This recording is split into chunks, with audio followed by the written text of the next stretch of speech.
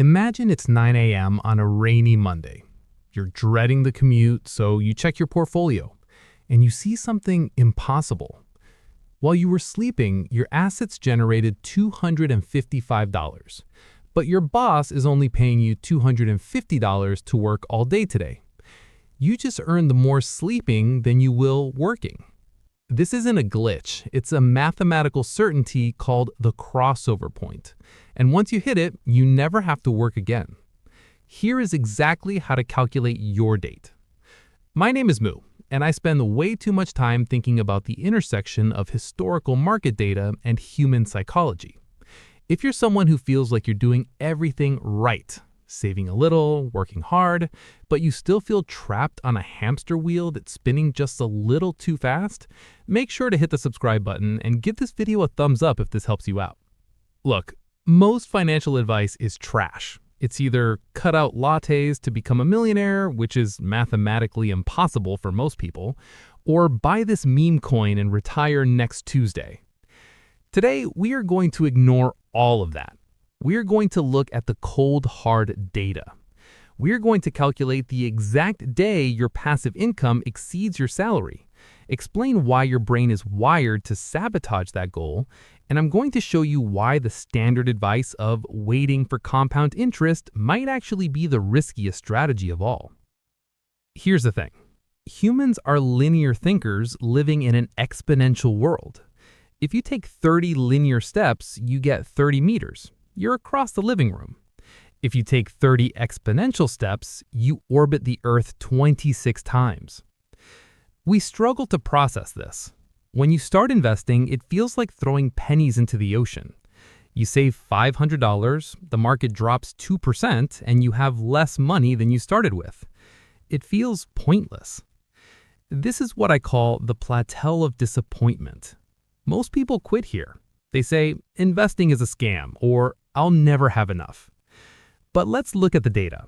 I pulled the historical returns of the S&P 500 going back to 1926. If you invested $10,000 in the S&P 500 in 1980, for the first few years, your growth was modest. But by the time you hit year 20, your annual returns, just the growth in a single year, were often larger than your entire original investment. The crossover point isn't just when you retire. It's the moment your annual investment income is greater than your annual living expenses.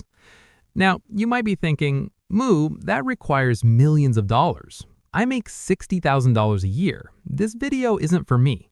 Stop. That is the poverty mindset talking. The math works the same whether you make $40,000 or $400,000. In fact, how much you earn matters less than you think. Let me prove it to you with some math that might actually make you angry. Let's take two people. Person A, the high roller. They earn $200,000 a year. But they live in a high-cost city, drive a leased luxury car, and have lifestyle creep. They spend $180,000 a year.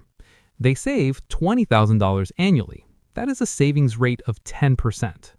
Using the 4% rule, they need $4.5 million to retire.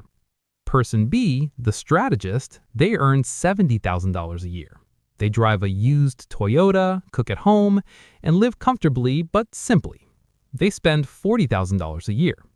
They save $30,000 annually. That is a savings rate of about 43%. They need $1 million to retire. Who hits the crossover point first? If we assume a 7% inflation-adjusted return, which is the historical average of the U.S. stock market over the last century, Person B retires in 17 years. Person A, it takes them 51 years. Read that again. The person making nearly 3 times the salary has to work 3 times longer. Here's what most people don't realize. Financial independence is not a function of income. It is a function of your savings rate. Your savings rate is the only variable in this equation that you have almost total control over today. The market return, you can't control that. Inflation, can't control that.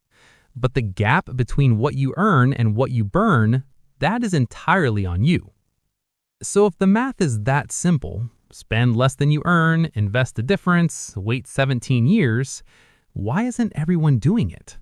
Why are 60% of Americans living paycheck to paycheck, including a huge chunk of six-figure earners? It's not because they're stupid, it's because of hedonic adaptation. In psychology, hedonic adaptation is the observed tendency of humans to quickly return to a relatively stable level of happiness despite major positive or negative events or life changes. You get a raise. You feel great for 3 months. Then you buy a slightly nicer car, you move to a slightly nicer apartment, you start buying the $12 wine instead of the $8 wine. Suddenly, that new salary feels normal. You don't feel richer, you just have more expensive problems. I call this the lifestyle gas. Like a gas, your expenses will naturally expand to fill strictly whatever container or income you put in them, unless you build a lid. There is a terrifying statistic from the Federal Reserve. The average American household spends roughly 80 to 100% of their income, regardless of income bracket, until they reach the top 5% of earners. We are biologically wired to consume resources now because for 99.9% of human history, storing resources for 40 years later didn't make sense. You'd be dead or the food would rot. To reach the crossover point, you have to fight your own biology. You have to choose to be an anomaly. To beat the day job, you need to understand where you are. In my analysis of financial life cycles, there are 3 distinct phases. Most people never leave phase 1.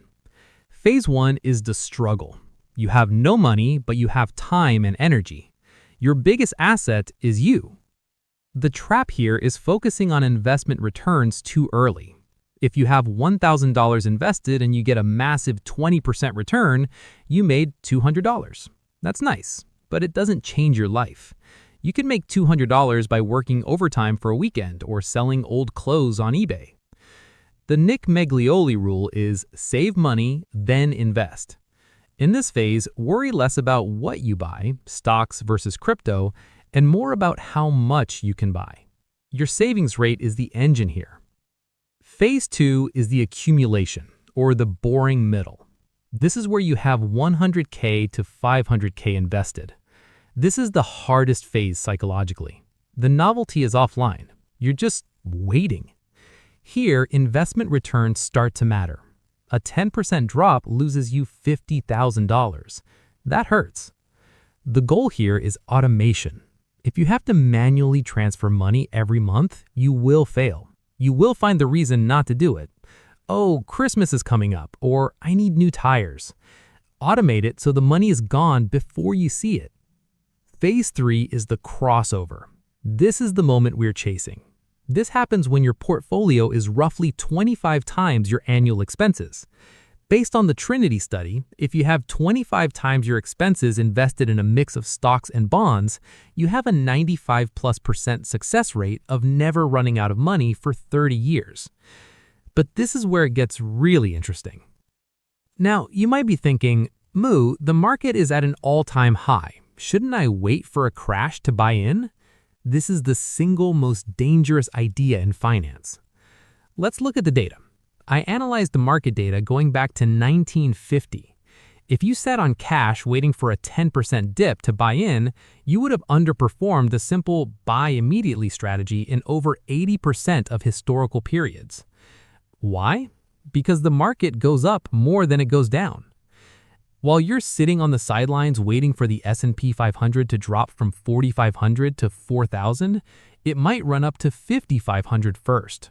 Then when it crashes to 4,800, you feel smart buying the dip, but you bought in higher than if you had just bought at 4,500. There is a famous story about Bob, the world's worst market timer. Bob only bought stocks at the peak of the market right before a crash in 1972, 1987, 1999, and 2007. But Bob never sold. He just held. Even with the worst possible timing, Bob still ended up a millionaire. The lesson is your entry price matters less than your exit date. Just keep buying. It doesn't matter if the market is up, down, or sideways. You treat your investment account like a bill. You pay it every month, mandatory, non-negotiable. Okay, let's get actionable. You want to quit that job sooner. You don't want to wait 17 years. How do we speed this up? There are only two levers: either earn more or spend less.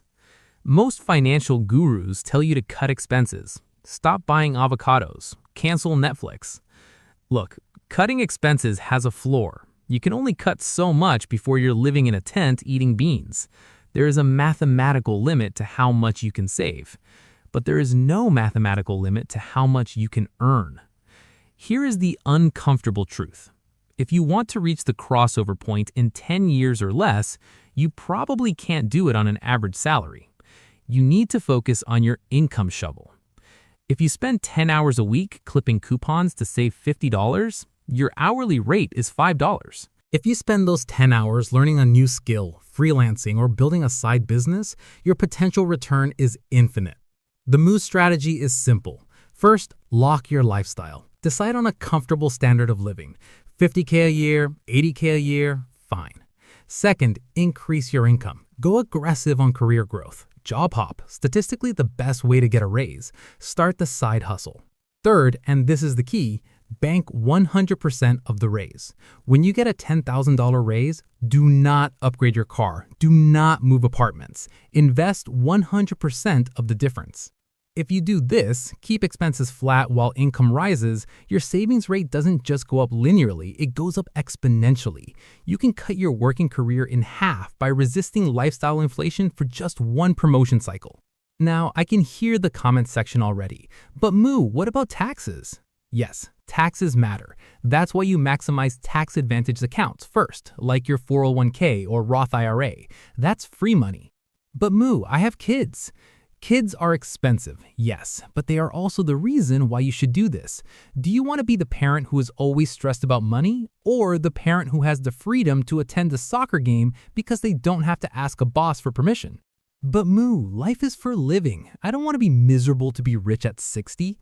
This is the biggest misconception. The crossover point isn't about suffering now to be happy later. It's about buying freedom incrementally. When you have $10,000 saved, you have FU money for a bad boss. You can quit and survive for 3 months. That changes your attitude. You walk differently. When you have $100,000 saved, you have career pivot money. You can take a pay cut to do work you actually love. You don't have to wait for the finish line to enjoy the race. Let's go back to that Tuesday morning. You wake up, the alarm goes off, but this time you don't feel that dread. You check your account. The crossover point has passed. Your assets generate $60,000 a year. Your lifestyle costs $55,000. You get in the shower, put on your clothes, and drive to work. But you aren't going because you have to. You're going because you choose to. Or maybe you don't go at all. Maybe you drive to the airport. Maybe you start that business you've been dreaming about. The point isn't to stop working. Humans need work to have meaning. The point is to stop laboring for survival. There's a version of you in the future who is looking back at you right now. They are begging you to start. They are begging you to ignore the noise, ignore the flashy get-rich-quick schemes, and just respect the math. Here is the challenge. Tonight, calculate your crossover number. That is your annual spend times 25. Look at it. It will look scary big. Then, set up an automatic transfer for the day after your next payday. Even if it's $50, do it. You are building the foundation of your own freedom, brick by boring brick. My name is Moo, and I invest because the alternative is working until I die. If you found value in this video, smash that like button. It really helps the algorithm show this to more people who need to hear it. Subscribe if you want to master your money. And remember, wealth is what you don't see. See you in the next one.